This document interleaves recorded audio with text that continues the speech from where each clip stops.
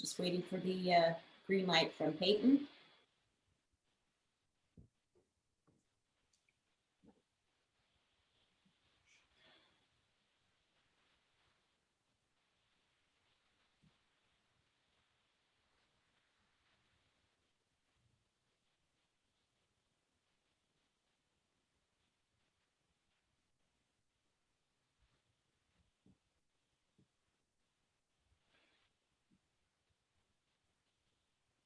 Okay, we can begin. All right, so if you would, ladies on the panel, if you would go ahead and take a moment to go to your Facebook via your phone, just make sure the volume is turned down on that phone and you're able to go ahead and share so that your friends, your family, your supporters can join in with us. Just going to take a few moments to do that.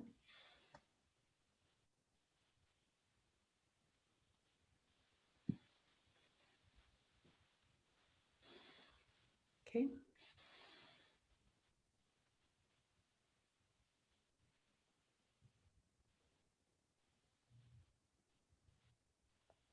All right, this is pretty cool. So I've got it all done. Hello and welcome to Women in STEM Speaker Series out there. Thank you all so much for joining us. As we get more people in, we'll get started. We're definitely excited to have those who are out there join us via Facebook. So if you would, just go ahead and come on in and hit share. And while you're doing that, also let us know where you're from. So we're going to give it a few moments to get some people in the room so that we can inspire today. Let's see here.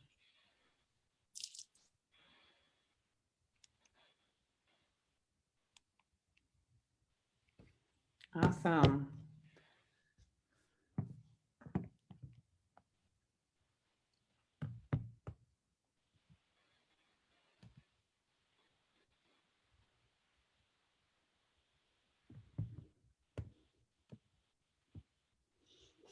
Okay, this is very good stuff, very good stuff. So hello again and welcome to Women in STEM Speaker Series. Thank you so much for joining us.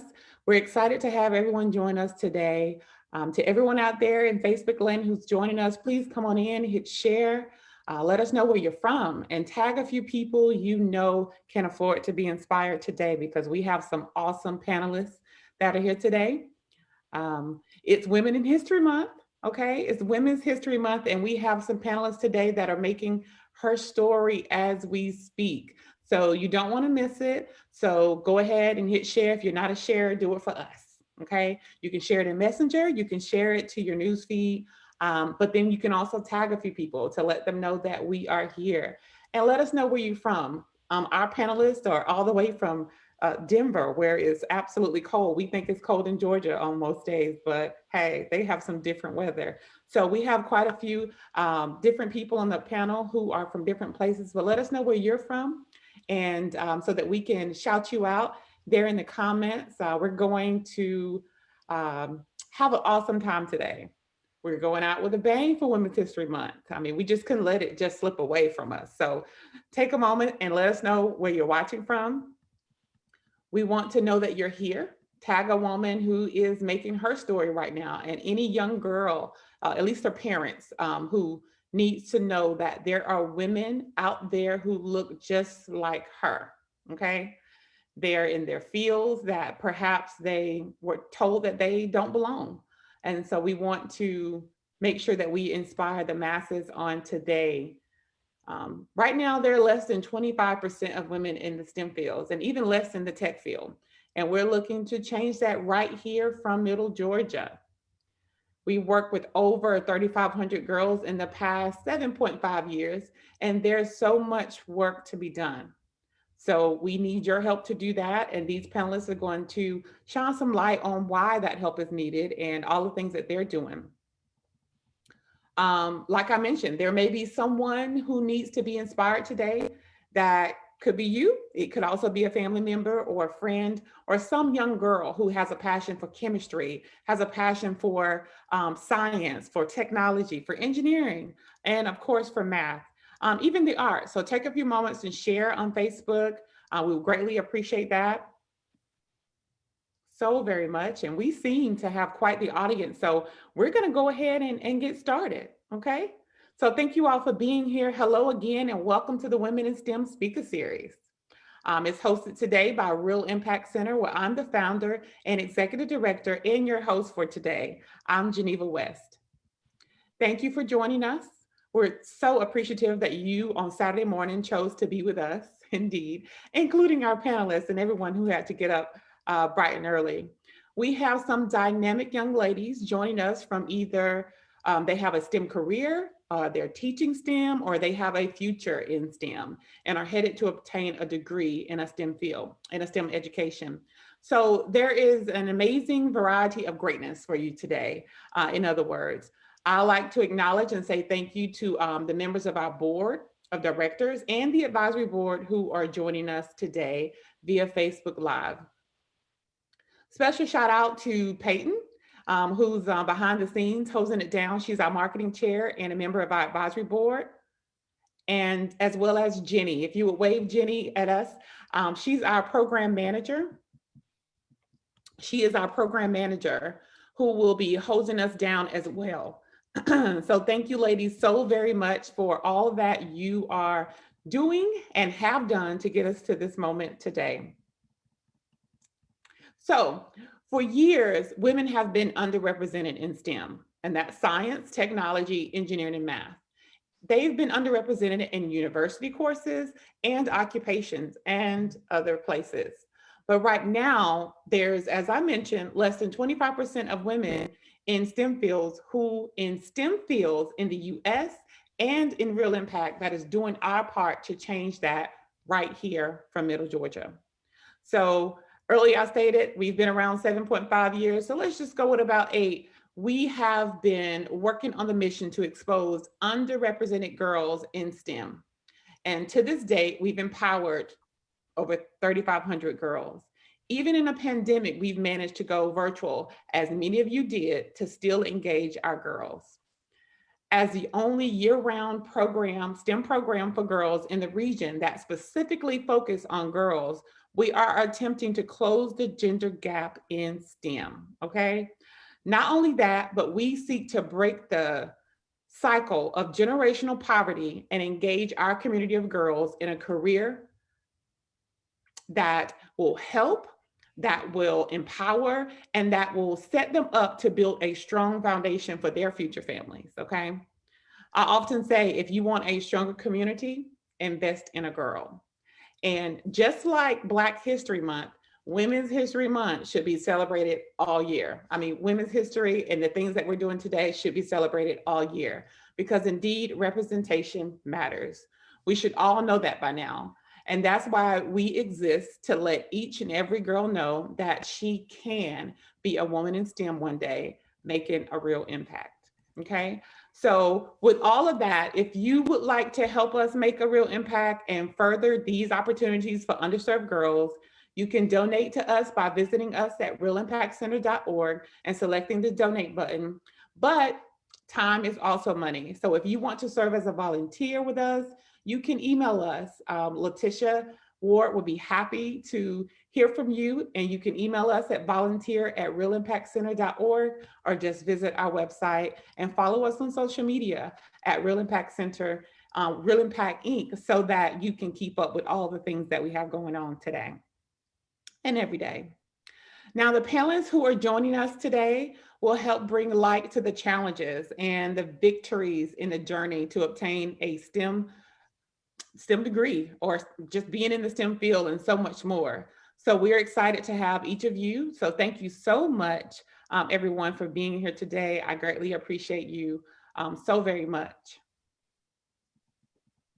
And also joining me today is our moderator, is Dr. Ansley Booker. Dr. Ansley Booker is the Director of Diversity Inclusion at Mercer University. Her passion for STEM was highlighted in 2019's TED Talk at the University of Georgia, entitled Unhidden Figures: Uncovering Our Cultural Biases in STEM. She has published and presented extensively on the experiences of African American women and minority students in STEM education and student affairs.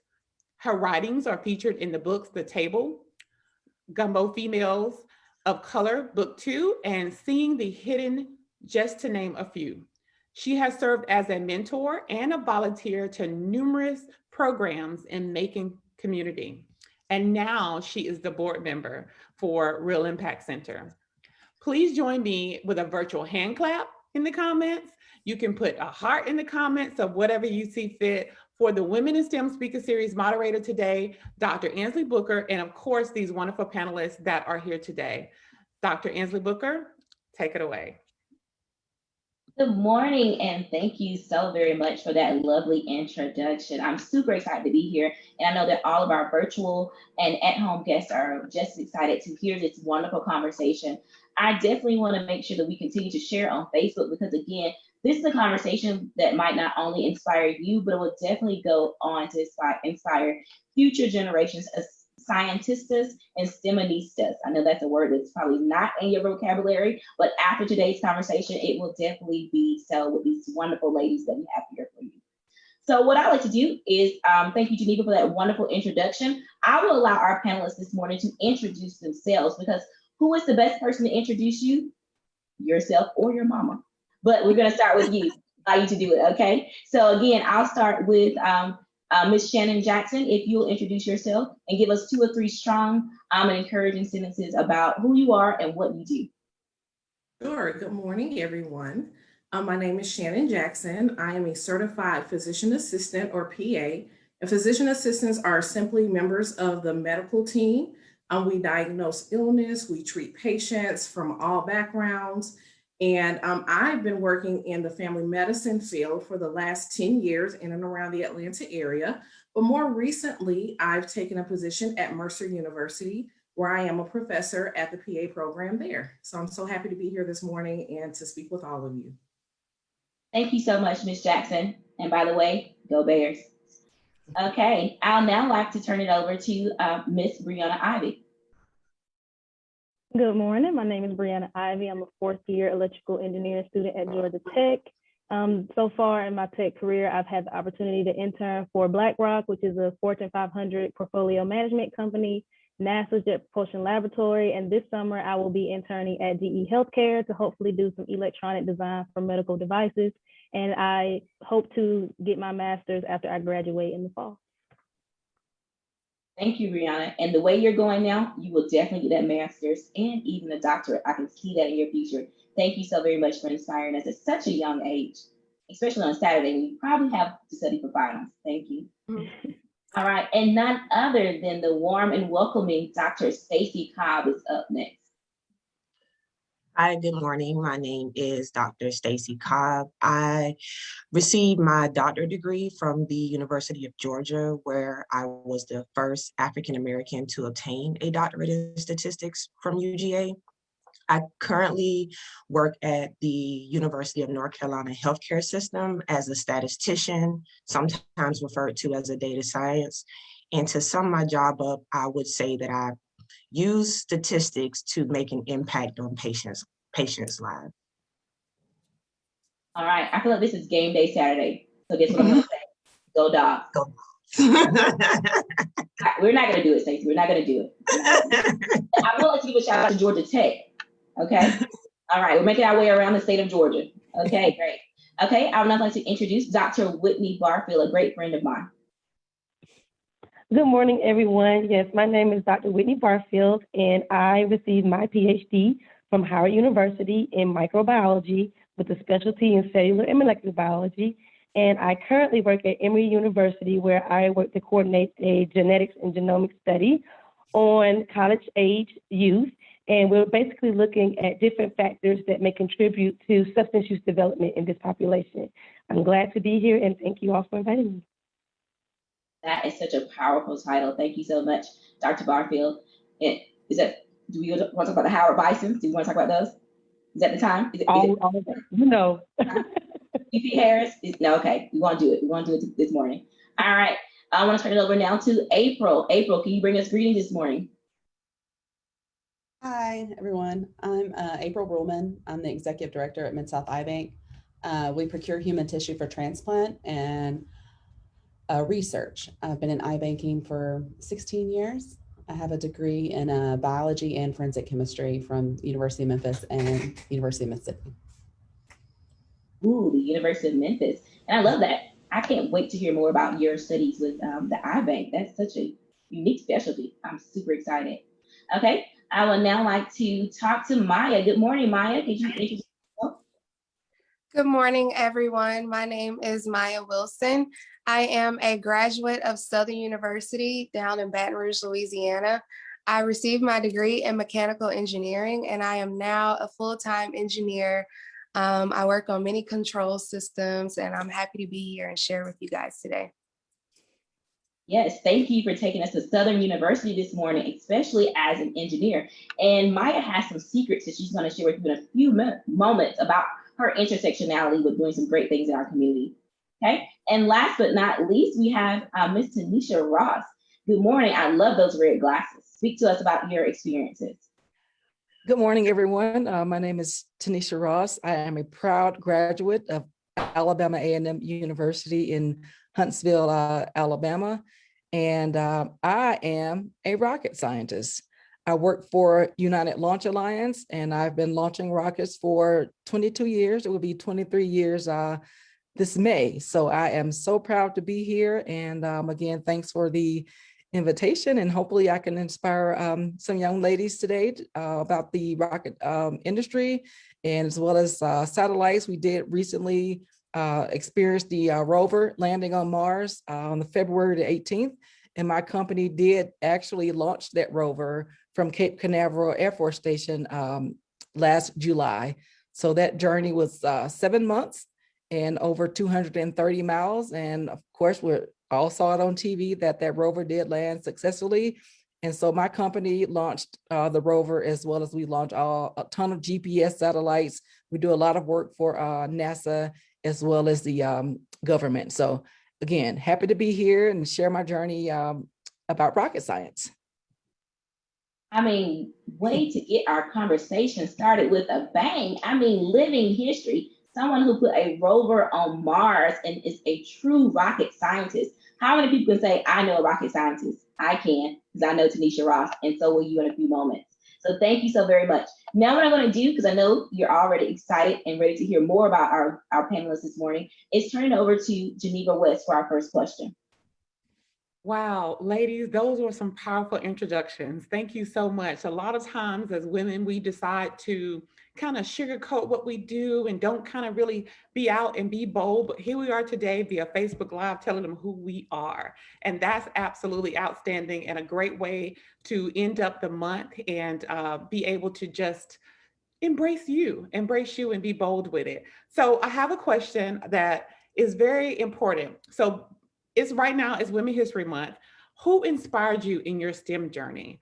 And perhaps why did you choose the STEM career path? It's pretty challenging, you know, for us to be able to attempt anything, but a STEM field is quite the challenge, and a lot of pressure is put on women in so many fields, but definitely this one. So would you tell me who inspired your journey and why did you choose your STEM career path?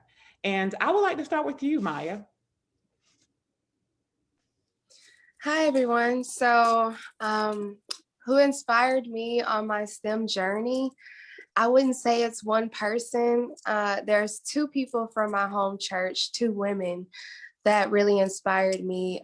They're engineers themselves. And one of them, I got the chance while I was in high school to shadow her and do my senior project on what she did at her job. So that is really what pushed me in the STEM field. My entire life, I've been really good with numbers and science. So it was kind of natural for me to choose that. My high school math teacher is really what started me, because I was trying to figure out what I should go to college for. What should I get my degree in? And he was like, I think you would do really good with engineering. And honestly, with my parents, they're not engineers, but they are good with numbers. So it was just kind of in my DNA. It was very natural for me to pick engineering. And that's why I chose it. Absolutely outstanding. Numbers are in my DNA. Okay, girl, do y'all hear that?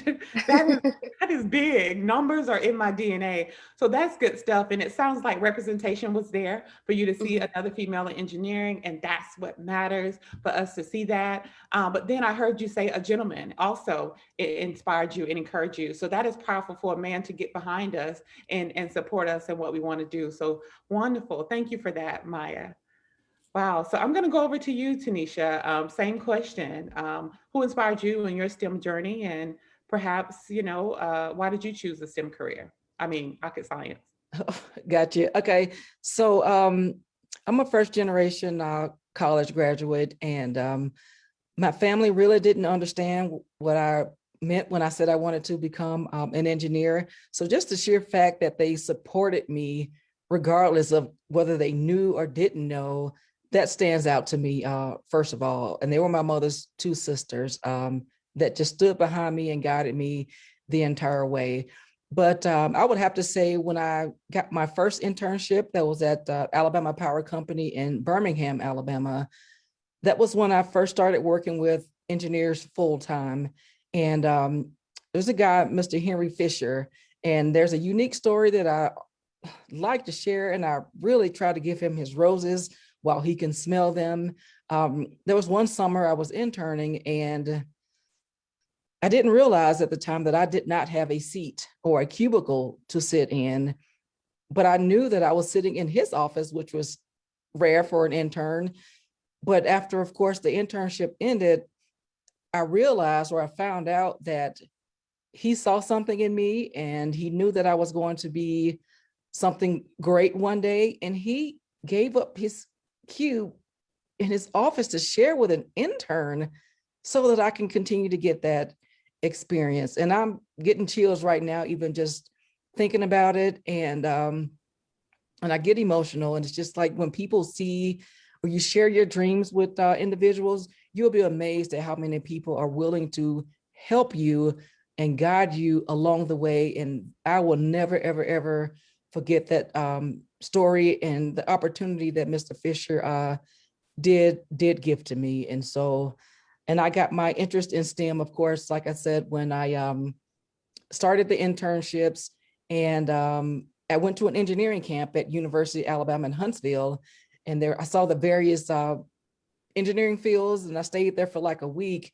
And that's when I narrowed it down to electrical engineering, and of course, attending Alabama A&M University. So I do have a village, and some of them aren't even engineers, and I don't want us to limit our inspiration in thinking that only people in STEM can inspire us. Your inspiration can come from everyone around you, including your kids. And so that's my story of who inspired me and how I got into STEM.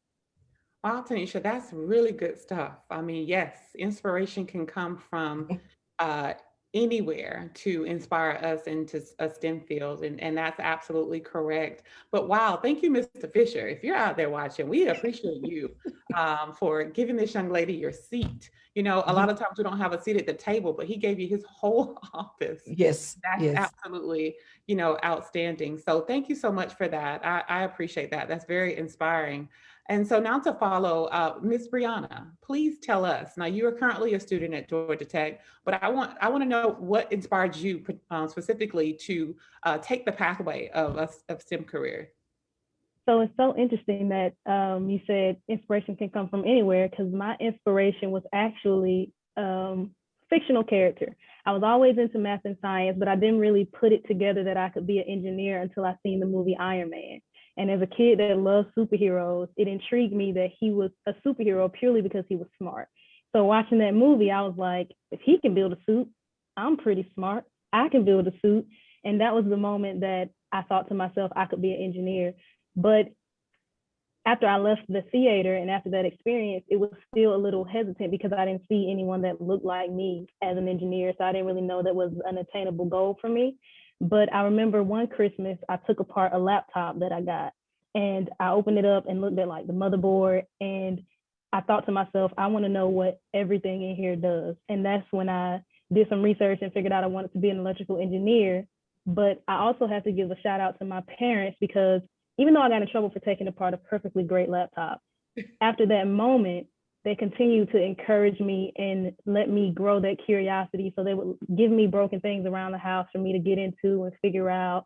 And I remember one time my grandmother just left a broken TV in the corner for when I came to visit so I could play with it.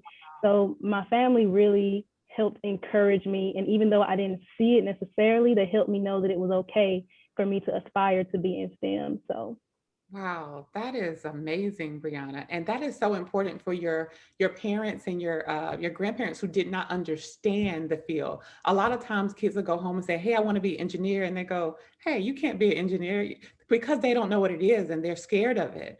But Right. you were bold and fearless in taking apart a computer. I'm up here stressed out, like, are you serious? And of course, you know, for your parents to decide to embrace you from that point on with that was absolutely amazing. And it's great to have families to get behind those things that we want to do, to move forward in our lives and our careers, and just have an education for it and not be afraid, because our kids are not going to be afraid. And so you're from locally right here in Macon, Georgia, correct? Yes, And you're a graduate of Central High School. Central High School in the house. So there are Yes. parents right here in Macon who are allowing their kids to take apart computers. And, you know, here they are today, engineers, and are pursuing engineer degree at Georgia Tech. So amazing. Thank you so much. And so I'm going to jump over to you, April. I would love to know who inspired you on your STEM journey. My mother is a very strong person. She always pushed me to do better. My mother was a teen mom. My mother was a high school dropout. But when I was in college, she was going back to school, and I saw her at the dining room table and I'm at the kitchen table doing my work. So she was always there to push me and to do better, even though she had really no understanding of what biology and chemistry and forensic chemistry was. She just knew that she had to push me. And if she saw me struggling, she was like, okay, what can we do? Can we get a tutor? Can we get you in a study group? She always pushed me to find those outlets for help and to ask for help. And it's okay to ask for help, which is a hard lesson to learn. And I'm actually legally blind in one eye. And so I work in eye banking, and we restore sight with ocular donation. And so I've always been interested in vision and how it works. And I wonder if, like, someone in my age was working in my field, like maybe my sight could have been saved, and maybe I can work in this field now to save someone else's sight who has my same issue. Wow, April, that is a lot. I mean, what a heart to have your own, you know, setback, if you will, or trouble somebody not being able to see and be legally blind in one eye, but choose to help people have a sight to see. You know, that is outstanding. And your mom, again, listening about these parents that are doing it big, that's amazing. And not being scared to allow us to go forth and be great. I think that's wonderful. So just like Ansley said, I'm very intrigued to hear more about that. Absolutely. So thank you and welcome. So Stacy, let me hear from you, my love. Tell me who inspired you in your STEM journey, and perhaps, you know, why did you choose a STEM career path? So I would say that, as everyone else, I have had a love for math since elementary school, to the point where I would get in trouble for always finishing my work super early and wanting to talk in class because I had nothing else to do. So the love for math has always been there. And to piggyback off what everyone else is saying, my parents, and in particular my mother, she always cultivated the love of math and education in general for me. So I was always placed in magnet school programs or advanced opportunities to help me propel further with my education. And then I would also say my HBCU, Savannah State University, was a great inspiration to me as well. I did not appreciate that environment until now, where I realized that the love and support that I was shown by my professors, in particular my Black professors, how they believed in me, they pushed me to do my best, they exposed me to conferences. And in particular, one professor encouraged me to actually go get my doctorate degree, because I had no idea what I was going to do after college, whether I was going to teach or work at a bank. I had no idea. So here I am, a statistician, and I truly owe it all to them. Outstanding. That is wonderful. When teachers, which is, you can't say that's their job, but when they take that extra step to encourage and to empower us to move forward and give us a sense of direction, I think that is outstanding. And shout out to the HBCUs. I am a graduate of the Fort Valley State University, so we love us some Savannah State, and that HBCU definitely give us some great foundation. So wonderful, Stacy. Thank you. So I'm going to run over to you, Whitney, and I want to keep pushing here. I see the eyes of Ansley saying, okay, hey, you got some time slots here. So I'm going to go over to you, Whitney. Tell us who inspired you on your STEM journey. So I would say that initially, like April, my own health inspired me. I struggled as a child with asthma greatly. And so my mom would come to me and ask me questions about my immune health. And I would always tell her, I just wonder how the inhaler works. Like, how is it saving my life right now? Like, what is it doing? And so through that, I've always loved science. I've always loved observational studies since very young. And so I would tell her at 5, I wanted to be a scientist. And so she helped to then nurture that and put me into advanced and accelerated programs as well. And then when I got to high school, Mr. Pastrick, my 10th grade physics teacher, saw a spark in me and allowed me to go to Georgia Tech for a summer internship where I got to do a lot of like electrophoresis or running gels and all these really cool things with DNA. And so that then inspired me to pursue a biology degree. And so I was inspired at Georgia Southern under Dr. Oscar Pong, who really helped to nourish me in the McNair program. And then I think I was fine-tuned, is what I like to say, by Dr. Eric Hoffman at Children's National Medical Center in DC, who helped to really mold me into the geneticist that I am today. So I'm just appreciative of all of the support I've had throughout my life with my parents and to my professors and teachers. Okay, awesome. So just very much like April, Whitney, you said my own health inspired me to pursue a STEM career.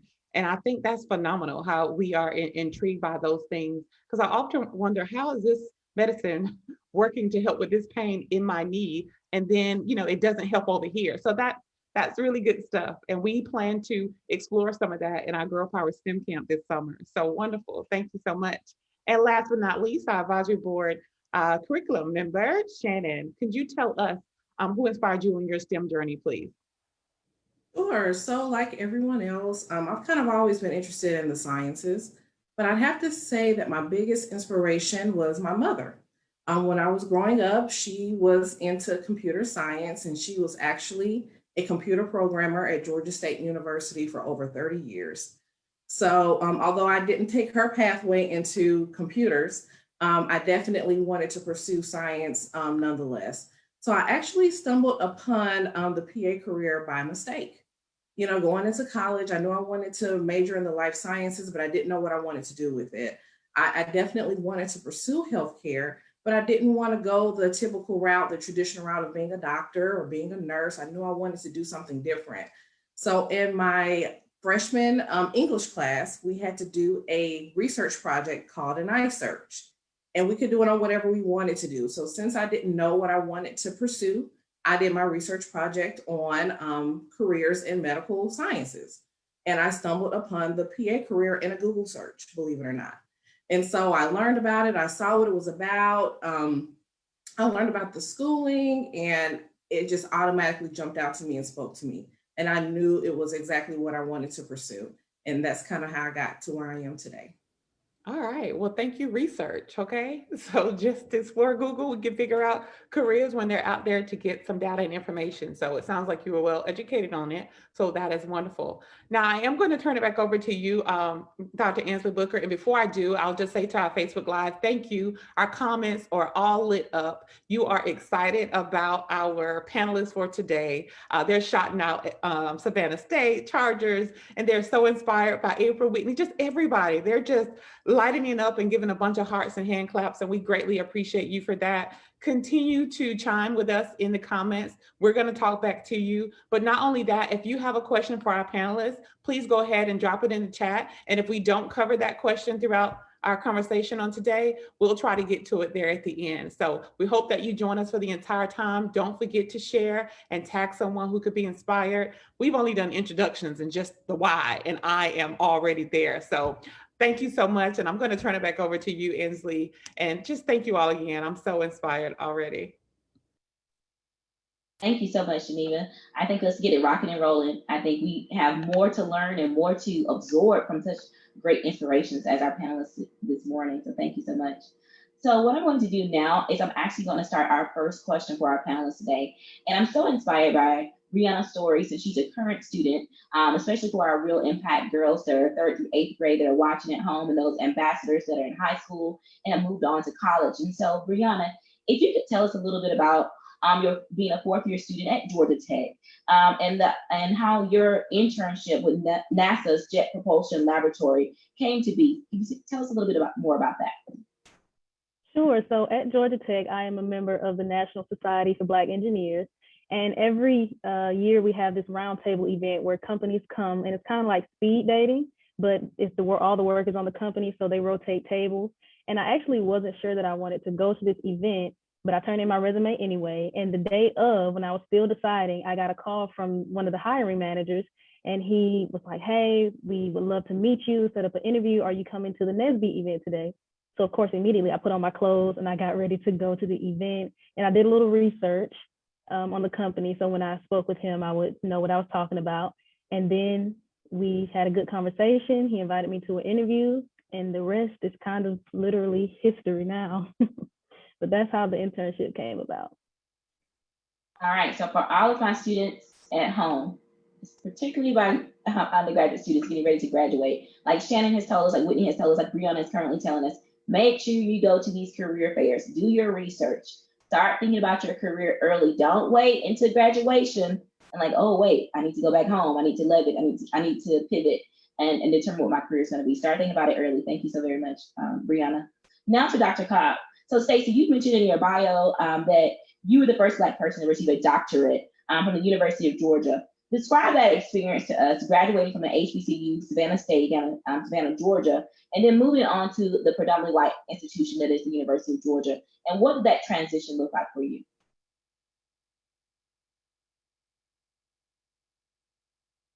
You're on mute, Dr. Cobb.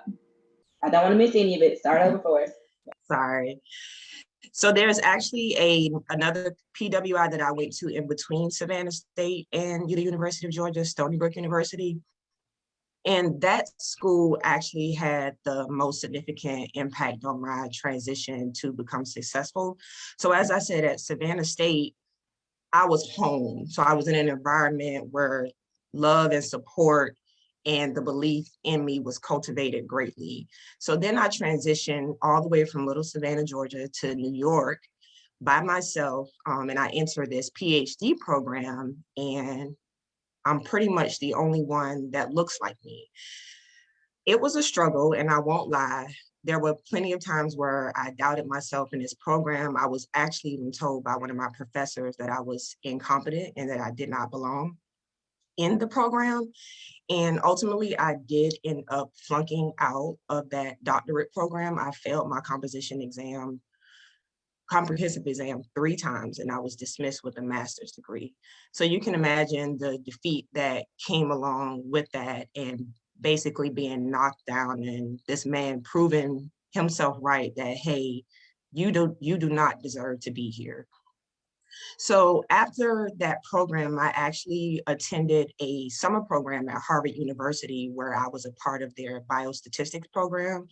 And that program changed my outlook on making me understand that I did belong, because I was, for the first time, surrounded by other minority women that did look like me. So after that program, I decided that I was going to go back and try again, even though I had previously failed 3 times.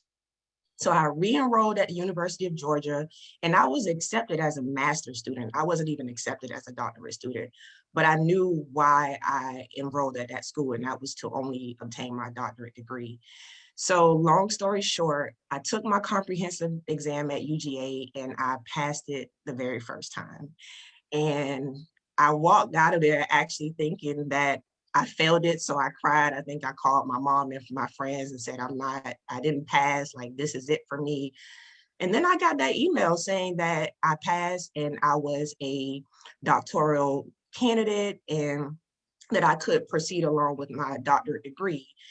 And I won't lie and say that my UGA experience was all peaches and cream either. I definitely came up against a lot of challenges, one being lack of diversity, because as you all see, I was the first African-American.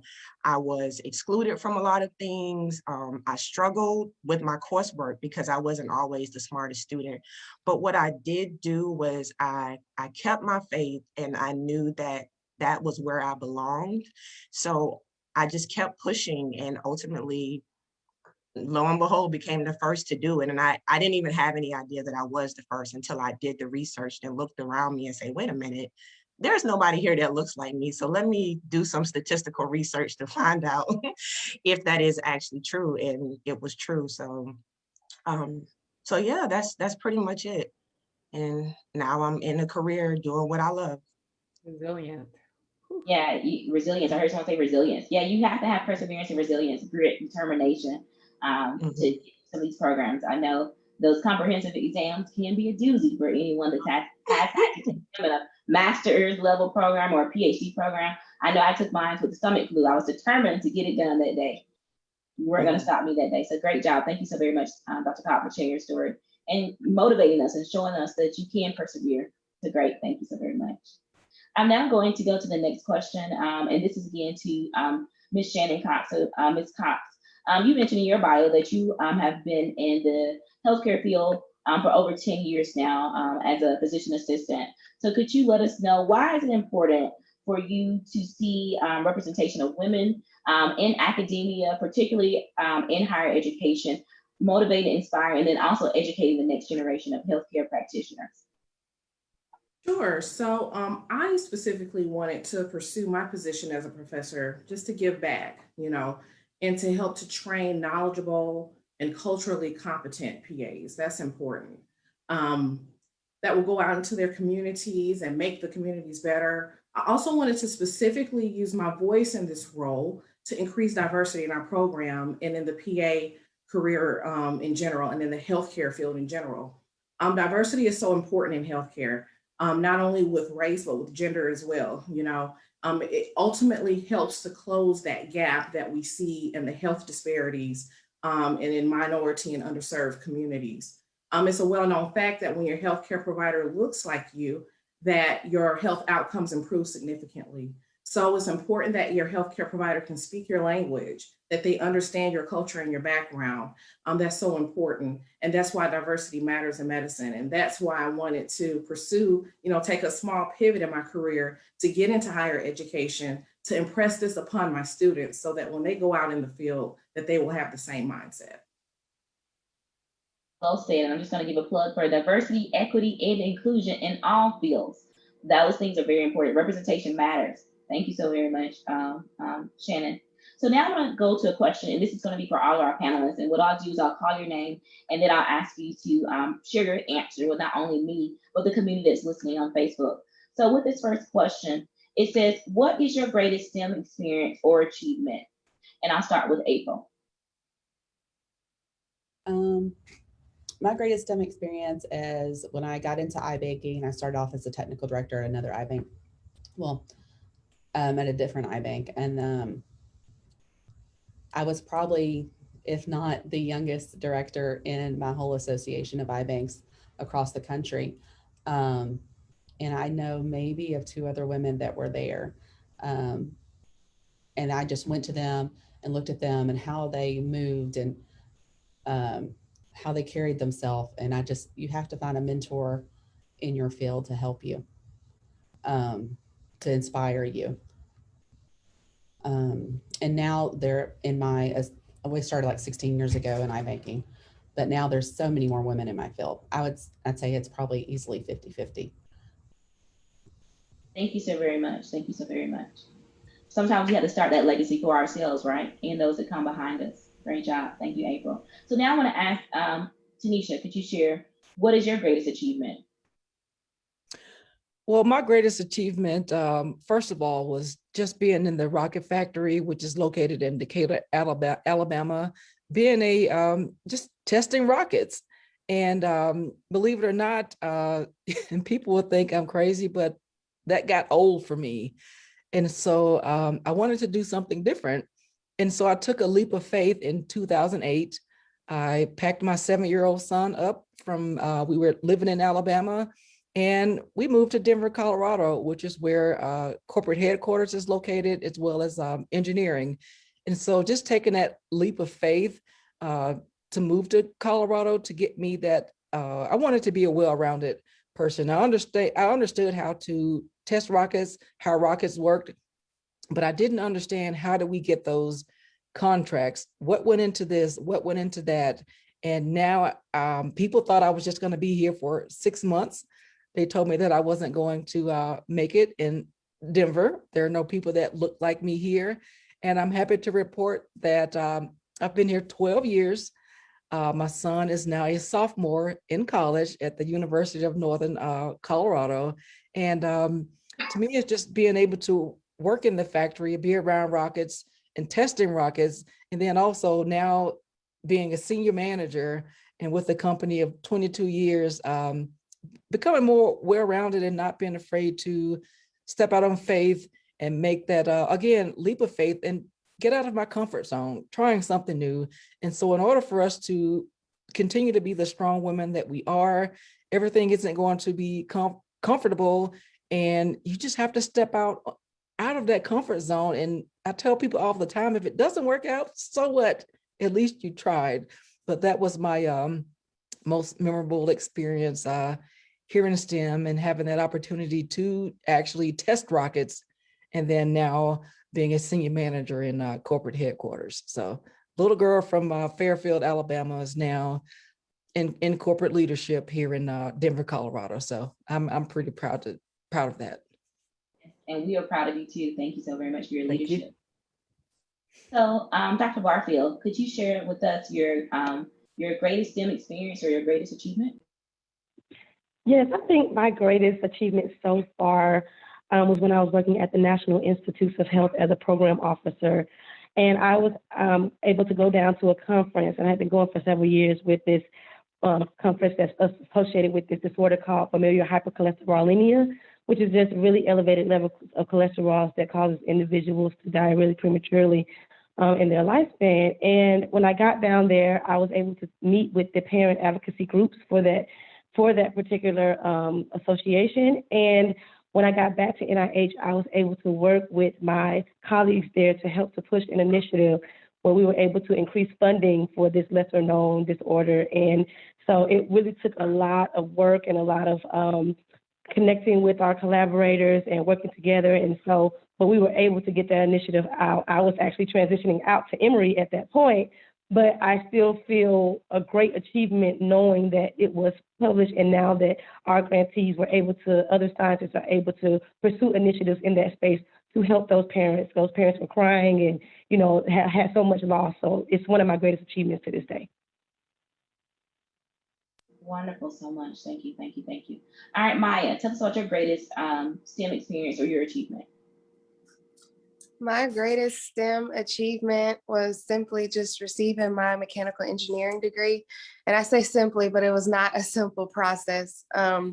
What I'm really proud about is the fact that I was able to achieve that goal in 4 years. A lot of my peers, they typically do it in 5 or more years, but I was able to do it in the traditional 4-year time frame. And I also had a lot going on while I was doing that. I was also a part of the Southern University Human Jukebox. I was a dancing doll for 3 years of my college years. And I'm also a member of Alpha Kappa Alpha Sorority Incorporated. So I had a lot of community service that I was doing behind the scenes. So it was a lot going on, but I was still keeping my education first. And I finished out strong. So that's what I'm most proud of. Beautiful, beautiful. We have a lot of our panelists that are part of the Divine Nine. I won't tell you who. We'll probably share that a little bit later. So thank you so very much, Maya. Okay, I'll now ask Stacy. So Stacy, what was your greatest achievement or STEM experience? So I'll talk about something that I recently accomplished at my job. It was actually another first.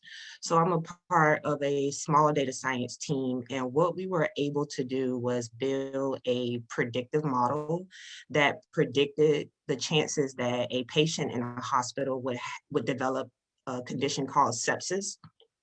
And sepsis is the leading cause of mortality within our healthcare system. So it was really awesome to be a part of this team where I was able to build the model from scratch and see it deployed within our healthcare system. And clinicians and physicians are actually using a model that my team built. And it's the first model that was deployed within our healthcare system, built by my team. So that's something that I'm extremely proud of. And I would say that my greatest achievement outside of that is honestly graduating with my doctorate degree. So as I said, I did not plan to go that far educationally, but with the inspiration that I received from my undergraduate degree, as well as my family, being able to become the first really means a lot. And the inspiration that I have received since achieving that degree has been amazing. And it's let me know that I'm able to inspire other young women to do the same. So I would say that those are two of my greatest accomplishments and experiences. And thank you so very much for sharing a real-time success story, because not only do you get your degree, but then you continue to achieve it throughout your career. Thank you so very much for sharing that. So now I'm going to go back to Breanna. So I know that you're still in college, but again, I know you can share one story with us, but please share with us your greatest STEM achievement or experience thus far. So, like you said, as young as I am, I've been so blessed to have so many great achievements thus far, including a role on the historic Perseverance mission. But I think my greatest achievement is going to come at the end of this semester, actually. My senior capstone team is working with a doctor in Ghana who runs a hospital, and his hospital suffers a lot of infant mortality due to babies being born prematurely, and they don't have any baby incubators. So we're working with this doctor trying to build a low-cost neonatal incubator. And the kick is that we're trying to build it with things that they can find and easily access. So we're looking at car parts and things that they have around Ghana that they can get easily. So at the end of the semester, to be able to deliver him plans and a working prototype for this incubator to help save baby lives, I think will be my greatest STEM achievement thus far. Breanna, I just hope I can speak for everybody. That is like a round of applause. That is so amazing, because innovation can come from anywhere. And not only that, but not like other people on our panel today, you're saving lives. Like what you do matters so, so very much. And not only United States, but around the world, around the globe. So I wish you much success in your senior capstone. And so now, Shannon, I want to ask you, what is your greatest STEM experience or achievement thus far? Yes, so I would say, just as a healthcare provider, just having the opportunity to be a part of potentially saving someone's life, being a part of them getting better. I love to see my patients get better. That is the number one, hands down thing that I love about my career that I've chosen. Just to be able to say that, oh, I picked up on that very subtle physical exam finding or that very subtle chest x-ray finding that led to, the observation of something that could have greatly impacted that person's health in an adverse way, and to be able to take that and change that trajectory of their health is just something that I'm just so thankful that God has positioned me to be able to be here to do that type of thing, and to say that I've been able to potentially save someone's life before. And also more recently, I've been selected by the PA Foundation, which is a national PA foundation, to be a faculty member to speak on how to manage opioid addiction and prescription medication addiction during the pandemic through the use of telemedicine. So every week I get a chance to get on Zoom and speak to PA schools from across the country to educate students on how to properly prescribe opioid medications in light of the pandemic, in light of the opioid epidemic that's been going on in our country, and through the use of telemedicine, which has gained popularity through COVID-19, which is something that's a cool turn that medicine is taking. So yeah, that's been a more recent achievement of mine, but overall, it's just been to be a part of a healthcare team that leads to better health outcomes in patients in general. Yes, a round of applause and a congratulations to you for extending your reach so that we can tackle that third crisis in the United States, which is that opioid epidemic that a lot of us are seeing losses of life too. Thank you so very much, Shannon, for that and sharing your expertise with PAs around the country. Great job. So now I want to turn it back over to April. April, we started with you first a few moments ago with our greatest STEM experience question. But now this question really kind of focuses on your great story about you being a part of the MidSouth Eye Bank. So with this being stated here, it says that the MidSouth Eye Bank is a nonprofit that provides eye tissue for sight-saving surgeries and medical researchers who are discovering cures for blindness. Tell us more about your research and what impact it could potentially have, and maybe even the impact that it has already achieved thus far. What we've done here at the eye bank is we've created a biobank. So we go out and we recover tissue that has corneal disease or retinal disease, and we'll store it for surgeons and researchers who want to study a certain part of the eye, or we'll have a certain criteria-based research. And so they can come to us and say, hey, I need research tissue from this 60 to 65-year-old with this retinal problem, and we can provide that research tissue for them, and they can go about their research. One of our last research project was with St. Jude Hospital, and they were learning were there triggers other than cigarette smoke and that sort of thing that would trigger ocular cancer in the eye. So they provided us with a strict criteria, and then they would dose the eye, I guess, with a trigger and see how that impacted if it would cause ocular cancer. Wow, that is amazing. I would never think, we hear about blood banks, but never do we hear, oftentimes do we hear about an ocular bank where you can actually get eye tissue for research. That is amazing, amazing. The gift of sight. I love that. So Maya, go ahead. Dr. Ansley, I just have a quick question for April to piggyback off of what was just said. As far as the organ donor process, do you all receive eyes through the organ donor process as well? I'm just curious because we actually go and procure them from the donor after death. Okay, really? Yeah, it's just like organ donation, but I mean, we have organ donation, there's tissue donation, there's amniotic donation, and there's eye donation.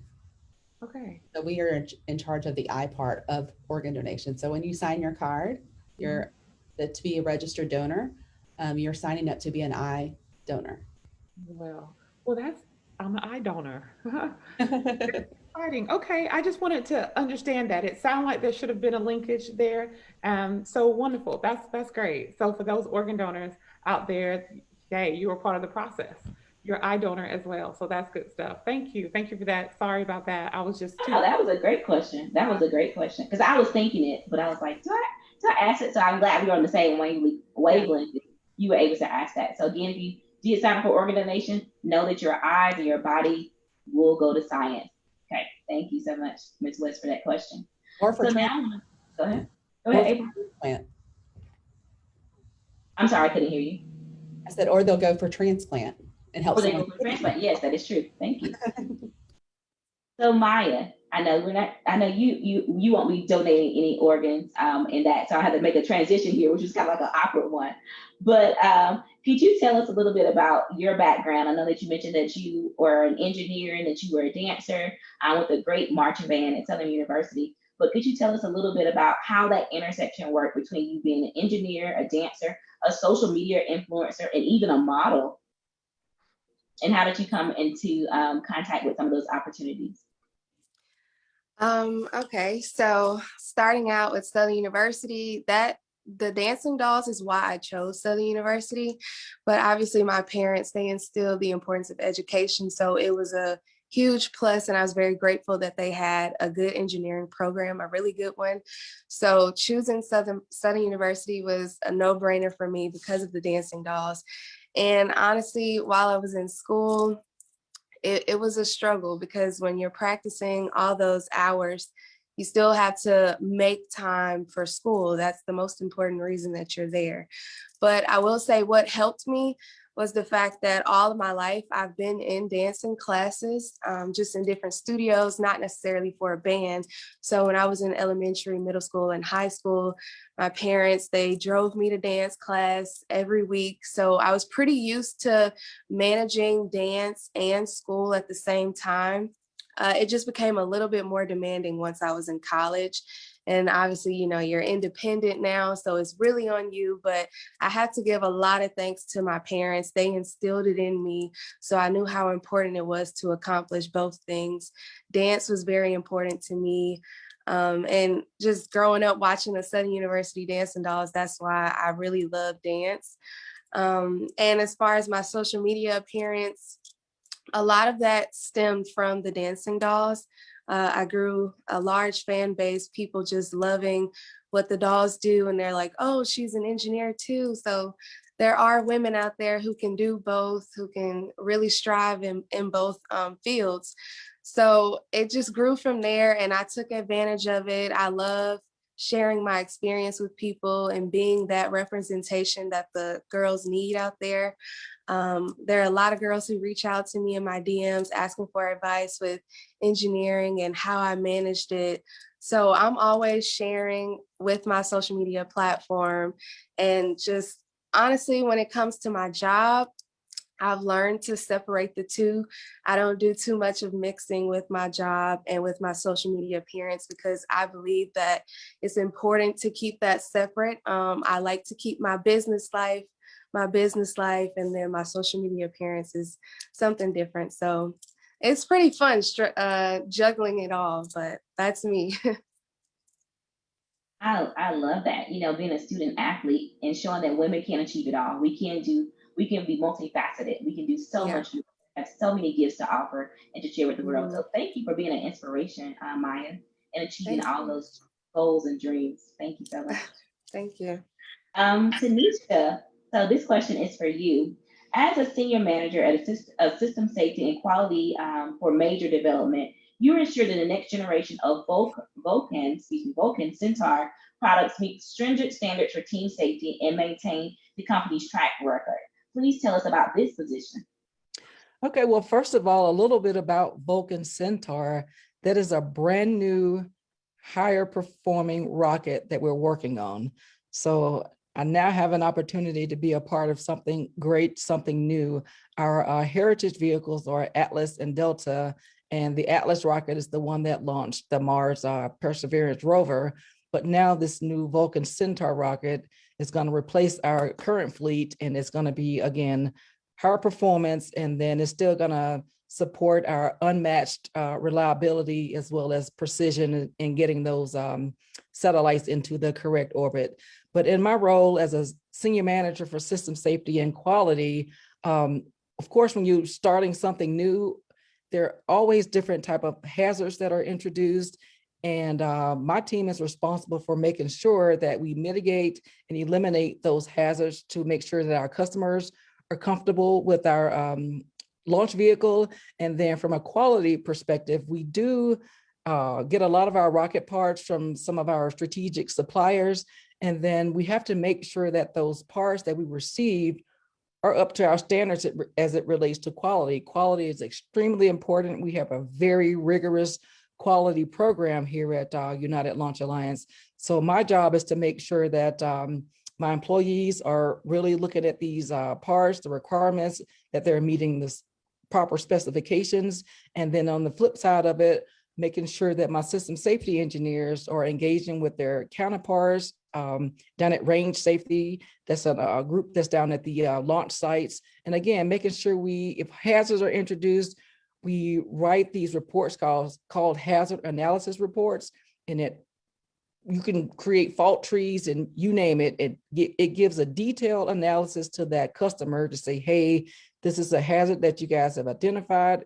We've looked at it. Here's a detailed report to say it's not going to have any problems with your mission. So it's a very important role, and just enjoy working for that organization and supporting my team. But we're super excited to be working on this new Vulcan Centaur rocket.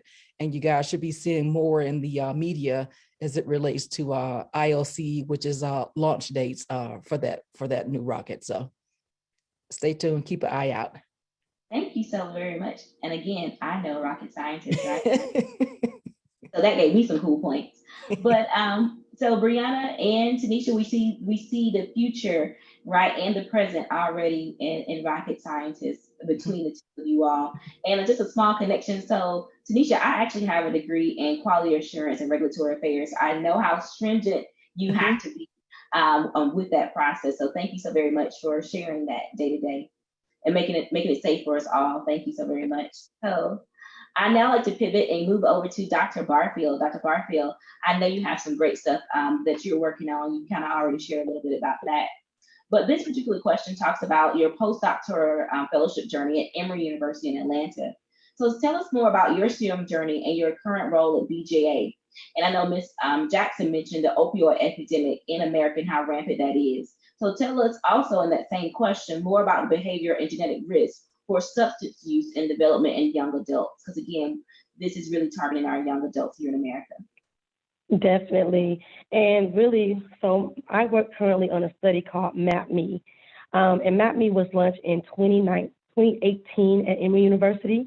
So we had our first cohort. And what we do in that cohort is that we bring individuals, first-time college students, when they're in their freshman year, we enroll them into our study. And what we're asking them to do is stay with us over time and do behavioral assessments each year. So we ask them a wide variety of questions about their overall health and emotional wellness. We also ask them the questions about their substance use, along with other behavioral factors that may make them, more vulnerable to substance use at that particular age. And so we're asking them questions related to their personality, how impulsive they are, do they take risk? Are they more reserved? And so we kind of get this baseline understanding of who they are by asking them a lot of questions. In addition to that, we also ask them if they would provide a saliva sample for us.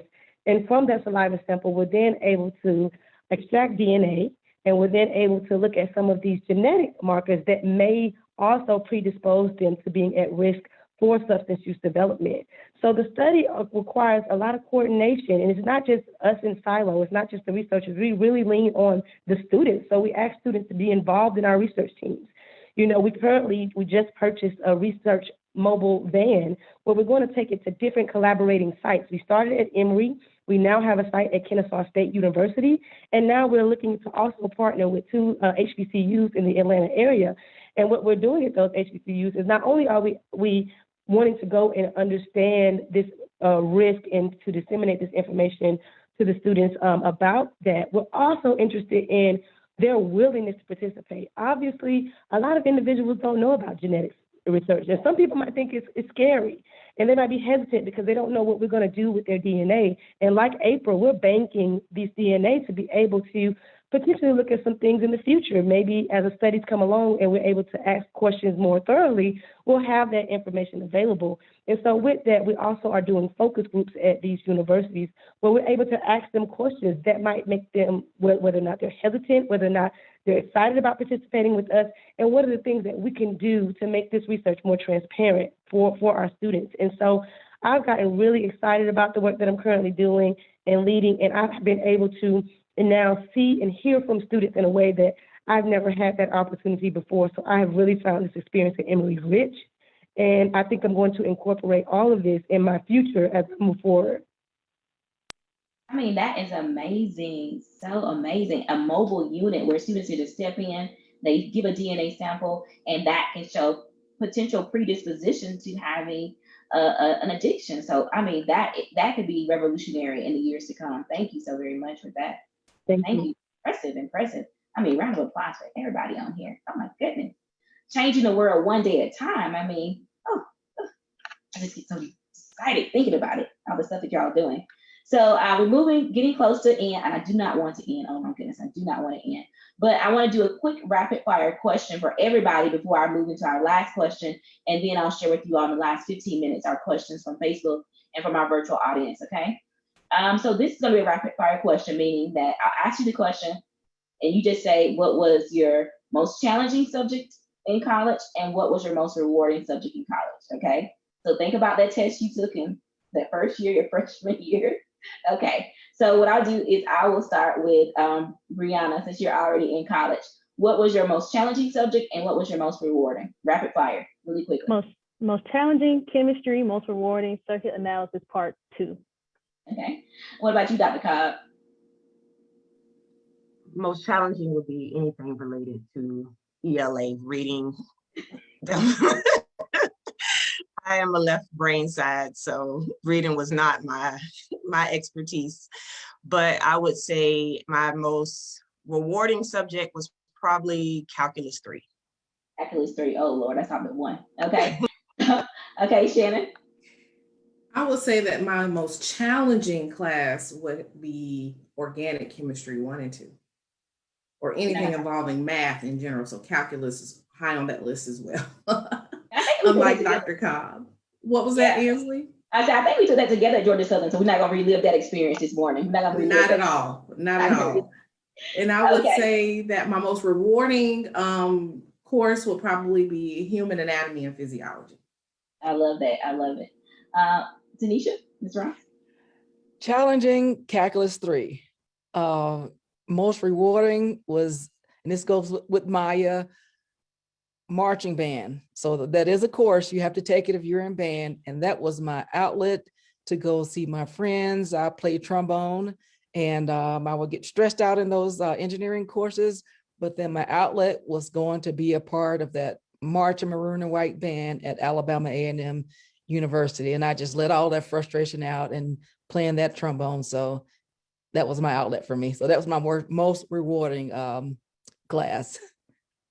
Yeah, somebody else, I think Jenny said she played trombone too, or baritone, Okay. baritone horn. Okay. I played nothing. I just danced to the music and sang. I was a cheerleader. So, all right, Maya, what was your most rewarding and what was your most challenging? My most rewarding, any of the calculuses, and most challenging is definitely English. English. Left brain versus right brain. Okay. Yeah. It's definitely true for our STEM majors. Okay, Whitney? I'm sorry, engineers, my least favorite subject is physics to this day, but I say my most rewarding was microorganism, hence the foreshadowing, yes. Okay, good. I love that. And last but not least, April? Least favorite, calculus, anything to do with math. Most favorite, like genetics, any of my forensic cases, death investigation classes were fun. Great. So for our students that are watching at home and for our parents, you too can complete your degrees, even with challenging courses. Do not let them be stumbling blocks and barriers to your success. So if you need help, go get tutoring. Go find additional GAs, the graduate assistants. Go make office hours with your professors, because again, I'm pretty sure these ladies on the call can tell you today that that is how they overcome some of their barriers. And then they use their great, look at Tanisha's raising her hand like, yes, that was me in the writing center. That was me too in the writing center. But again, they can tell you that they use their those great opportunities to still be successful. So thank you all for sharing your most rewarding, your most challenging, okay? So my last question will actually go to Ms. Shannon Jackson. So Shannon, I know we talked about the opioid crisis with you and Dr. Barfield, but now we kind of want to switch because we're still in the midst of the COVID-19 pandemic here in the United States. So with this question, and I'm pretty sure Whitney can chime in too, while working in the public health field, talk to us a little bit about COVID-19 and the impact on Black and Indigenous people of color and the importance of vaccinations. Sure. So as we all know, COVID-19 has ravaged the world in the United States, but it specifically has affected African-American and Hispanic populations to a larger degree. And this is due to health disparities that have already existed in America for years, but also due to the fact that minorities tend to suffer with certain what we call comorbidities or other medical problems that tend to make it more difficult for them to fight off the infection in the first place. So for instance, African Americans and Hispanic populations tend to suffer more with cardiovascular disease. They tend to suffer more with diabetes and autoimmune conditions. And a lot of that is those risks are increased due to the lack of equity in our community's educational and healthcare systems. So that's why it's so important that we have educators that look like us, that we have doctors, physician assistants, nurses, nurse practitioners that look like us. And that's my plug for if you're interested in the health sciences, definitely pursue a PA degree.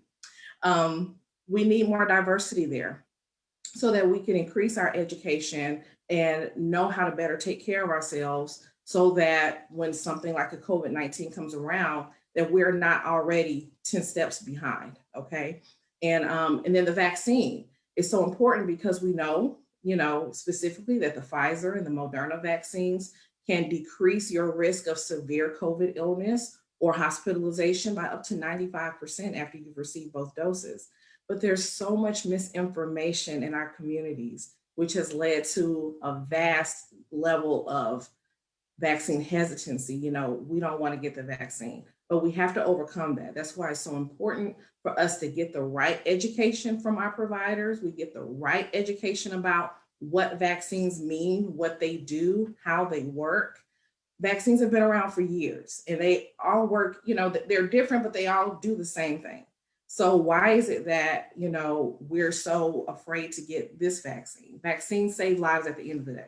And the COVID-19 vaccine is no different. So we have to get education out to the masses. We have to get more of us in healthcare and in STEM fields so that we won't be so behind when it comes to a lot of the knowledge that we need in order to make better decisions about our health and about things as far as like COVID-19 is concerned. So that's my take on that.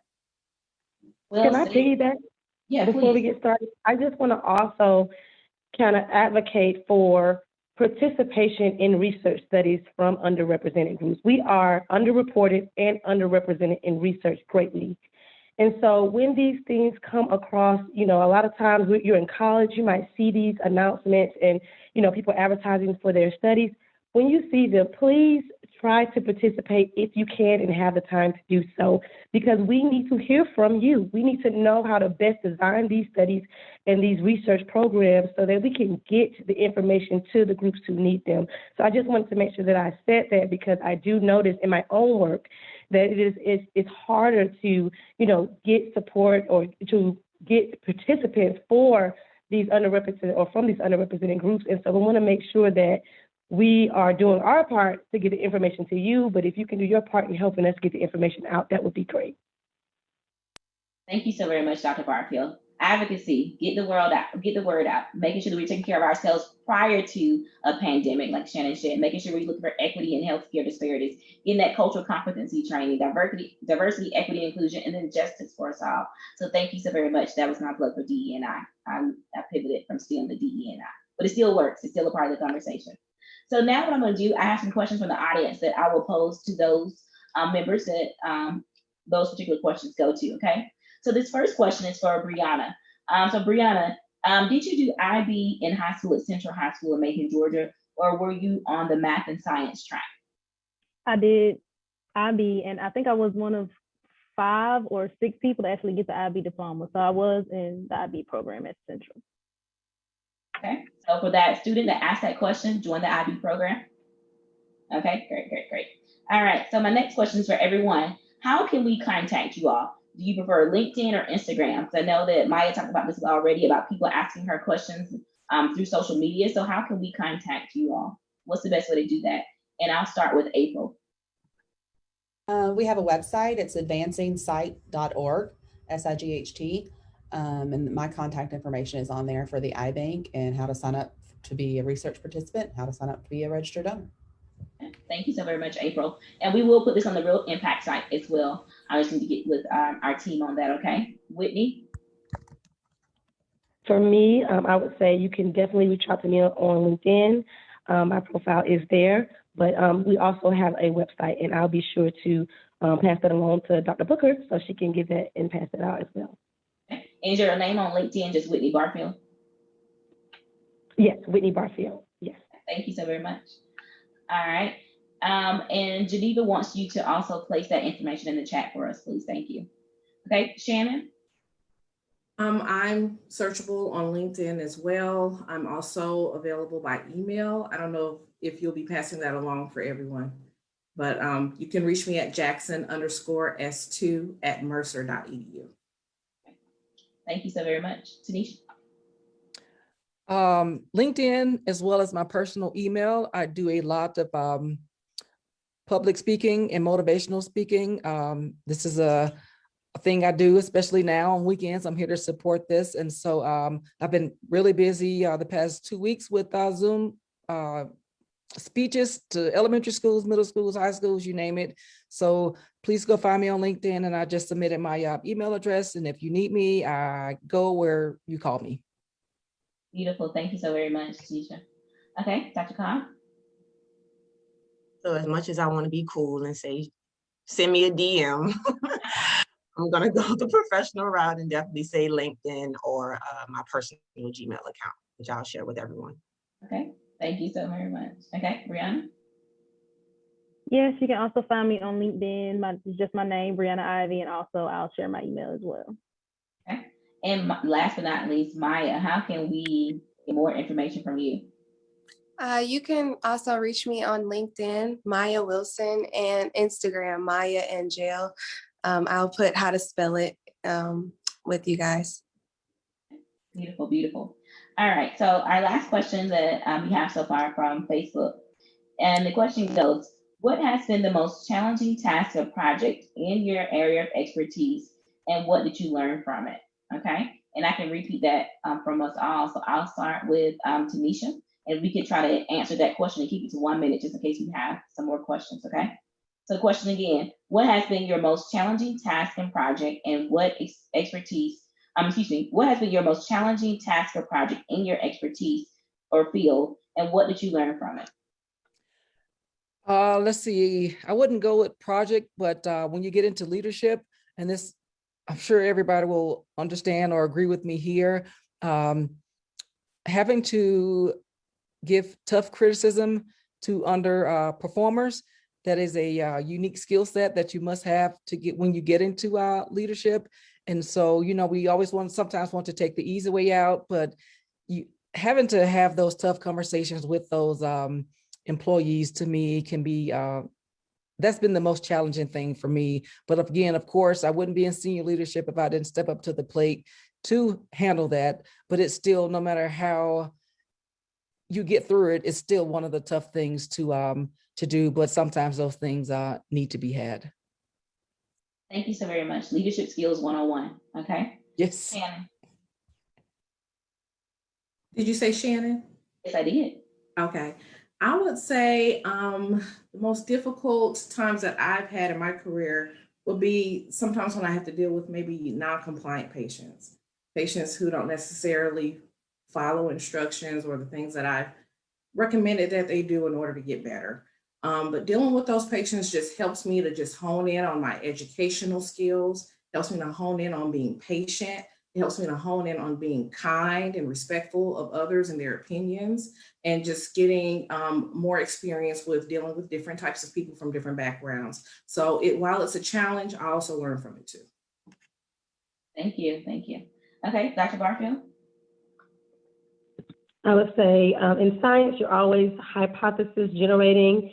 And so one of the issues is that sometimes your hypothesis is not correct. So dealing with negative data, negative outcomes, having to then, you know, take that and sometimes you've been worked on a whole project and, you know, it's not going forward. So you have to start over. So being able to manage multiple roles in this process while also pushing a lot of publications out and managing program, and then having to sometimes pivot can sometimes feel like, okay, I'm running in a cyclical battle here, you know, what's going on? But once you start to realize that this is a natural flow of science, sometimes it works, sometimes it doesn't. You pick it up, you go on and you push forward, you'll get over those challenges quickly. So I always tell people, if I can give some advice with this challenge, is that, you know, a lot of times you do some grant writing, you might not get the grant, you might fail horribly. You have to get up. You cannot stop it because your career depends on you having that perseverance to move forward. So just keep that in mind. Thank you. Okay, April? iBanking is a 24-hour, 7-day a week, 365 days a year job. We can't predict death, unfortunately. And so I'm meeting people on the worst day of their life. They've lost their loved one, they've lost their child, their spouse. And it may be 3 a.m, but it's my time to honor their wishes and honor their gift. And so it's a constant reminder of this is why I do my job, but it doesn't come when I want it to come. Of course. Okay, Breanna. I think the most difficult thing I've dealt with so far throughout tech is probably my first design project. Everybody's kind of on different levels, and I think what I learned the most is the importance of communication and communicating expectations at the beginning of a project so everybody knows what's going on, and the importance of problem solving skills. So I think, and this was also during the COVID semester, so my first design project during COVID was probably the most difficult, but I learned a lot about delegating tasks and what it means to design a device. So Good. Pivoting through COVID. Excellent, excellent. Dr. Cobb? Yes, so I would say in my field, the most challenging thing is figuring out how to approach a problem. So a lot of the leaders within our healthcare system, they come to us with different issues such as, could you tell us when we're going to reach capacity on ventilators in our hospital? Or could you tell us the mean number of charges that you expect this patient to have by this date? So there are so many different type of algorithms that we can use to approach these type of problems. So my team spends a lot of time brainstorming the best mathematical approach. Sometimes we get it right, sometimes we don't. So it's a very iterative process, but it's also challenging, rewarding, fun. And the end goal is that we're ultimately impacting patient lives. So I enjoy the work, even though it's extremely challenging. Thank you. And last but not least, Maya. The most difficult thing for me was starting out in my rotational program. Briefly, I started out with this program where I got to experience 3 different roles. And my first role was project management. So the most difficult thing was being completely new, having to learn all of the products while also being in charge of it. That was a big thing that I had to overcome. But the way I did it was simply asking questions and just being okay with not knowing and being free to ask questions to those around me. Beautiful, beautiful, beautiful. All well stated. Well, that is our time. We're at 11:58. Okay. I'll turn it back over to Ms. Geneva. Okay. All right. Thank you so much. I definitely know it's our time, and I need about like 2 or 3 of you at least to just please, we have so many girls watching. We work with girls in 3rd through 8th grade, and then we pipeline them to a pre-college STEM program at the Fort Valley State University. And you've inspired them so much, but I want you to leave them with any advice that you would give to these young girls who are looking to and listening and looking to perhaps pursue an education in STEM one day. I definitely would like to start with you, Breanna, because you're in college and you have pursued it in the most recent years. And then I'll just ask maybe 1 or 2 of you to, go thereafter. Breanna? Okay, try to be quick. I think the first thing I would say is don't be afraid of opportunities that are bigger than your dreams, because I almost did not take my internship with NASA because I thought it was just too, no pun intended, out of this world for me. Like I didn't think that it was something that I should be doing. And I remember my mom pushing me and asking, why wouldn't you be able to do it? So always dream fearlessly and don't put yourself in any boxes. And the second thing I would say is when you're approaching your goals, don't approach it with you have something to prove, approach it with you have a lot to accomplish. So that way you don't put your success in anybody else's hands and you can define what it looks like for you. Because a lot of times we start to compare ourselves, and just because your success doesn't look like somebody else's doesn't mean it's not valid. So I would say those 2 things. Breanna, you have said it, honey. Wow. Honey, your parents better be proud. Central. I hope so. Y'all better be proud. Making community. This is something right here. I appreciate that. And that is indeed, oh my, that is wonderful. I'm gonna throw it over to you really quick, Dr. Barfield. So I would say, and this is what I consider very important, is explore your interests. Don't be afraid to explore your interests. I have taken it seems like my path has been direct because of the way I can talk about it fluidly, but I have not had a direct path. I have explored the things that I've wanted to do. I have done policy work. I have done science on the ground. I have done genetics work. I have then done some more clinical work at Children's Hospital. I have done a lot of things in science that I have truly enjoyed, and I have narrowed my path. So I just tell people to not think that, oh, this didn't work out for me. You can't look at these things as failures. You have to look at it as growing steps, because all of these steps there will be challenges, but you have to take from it what you really enjoy and like, and those things that you're really passionate about, because you mold your career, and great mentors then come in to help you mold it even better. So I just say, please take time to love on your passion projects, because I think that what you'll find to realize is that your scientific expertise or technical or math will then follow your dreams. So just make sure that you're exploring your options and don't feel confined because you're on a set path. Absolutely. Wonderful. Thank you so much. And because we're at a lack for time here, I'm going to end it with a rocket scientist and say, hey, give us the go. Please inspire our girls and give us any type of advice that you would to them pursuing an education in STEM one day. Okay, I'll bring it home. And like I said earlier, don't be afraid to step outside of your comfort zone. And when I told a professional in high school that I wanted to become an engineer, this person told me that I needed to set realistic goals and that I couldn't go to college because my parents didn't have any money, or I grew up with a pretty challenging childhood. So my goal is to remind everyone to just keep going, dream big, and don't let anyone tell you what you can't do. If I had listened to that person, I would not be here today talking to you all about the joys of aerospace and launching rockets. Again, do not let anyone tell you what you can't do. Work hard, dream big.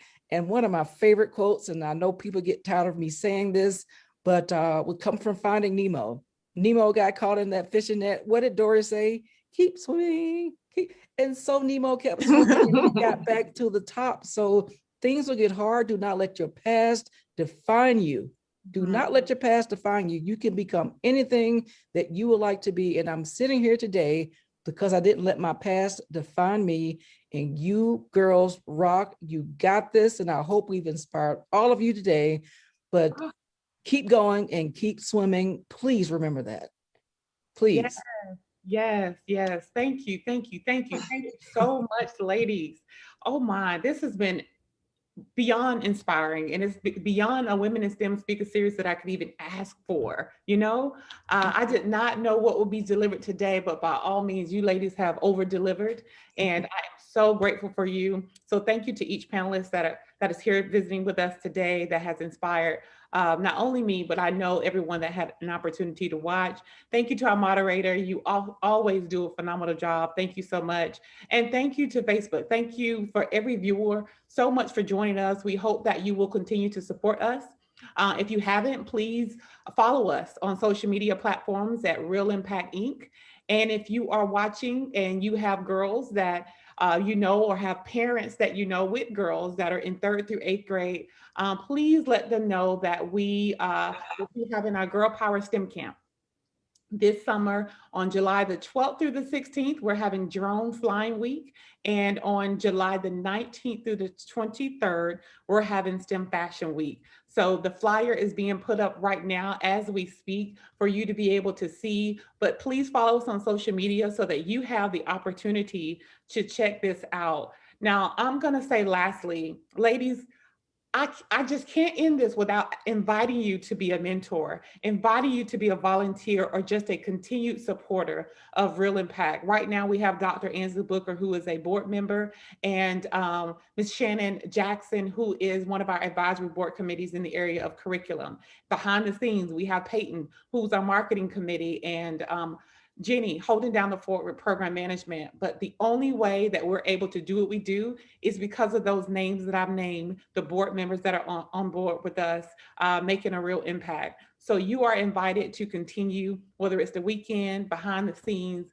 We need you. And this representation that we see on this screen today, it matters. Your voices matter, okay?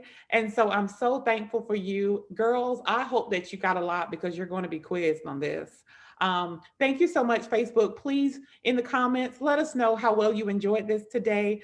You know what, even though it's over, you can still share because somebody else needs to go back and hit play on this to see and hear all of the greatness that we've been able to have before us today. Thank you again. I hope there was no one that I left out. We're so grateful for you. We thank you. And from Real Impact Center, thank you for making a real impact. And if you want to invest in a community, invest in a girl. These are Women in STEM at our Women in STEM Speaker Series that have done a phenomenal job letting our girls know that they will be women in STEM one day, making a real impact. Thank you so much and have a great day.